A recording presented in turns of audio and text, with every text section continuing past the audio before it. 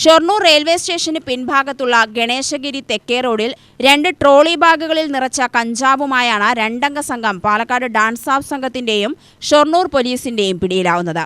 Ottapalam Thottakkara Rahman Manzil 42-കാരൻ Shafeer, south Panamanna തോട്ടപ്പായി വീട്ടിൽ 49-കാരനായ വിനയൻ എന്നിവരാണ് പിടിയിലായത്.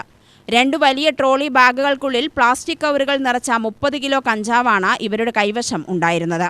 തീവണ്ടി മാർഗം ഷൊർണൂർ റെയിൽവേ സ്റ്റേഷനിലെത്തിച്ച് സ്റ്റേഷന്റെ പിറകുഭാഗത്തുകൂടെ പുറത്തു കടന്ന് തൃശൂരിലേക്ക് മറ്റു വാഹനങ്ങളിൽ ലഹരി കടത്തലായിരുന്നു ഇരുവരുടെയും ലക്ഷ്യം. ഇതിനിടെയാണ് പോലീസിന്റെ പിടിയിലായത്. പാലക്കാട് ജില്ലാ പോലീസ് മേധാവി അജിത് കുമാറിന്റെ നിർദ്ദേശപ്രകാരം Shoranur DYSP Saju K Abraham, narcotic cell DYSP MD Jacob എന്നിവരുടെ നേതൃത്വത്തിൽ Shoranur SI KP Ashwin, ASIമാരായ M Subhadra, Ravi എന്നിവരടങ്ങിയ സംഘമാണ് പ്രതികളെ പിടികൂടിയത്. CI V രവികുമാറിന്റെ നേതൃത്വത്തിലാണ് കേസ് അന്വേഷണം. UTV news, Palakkad.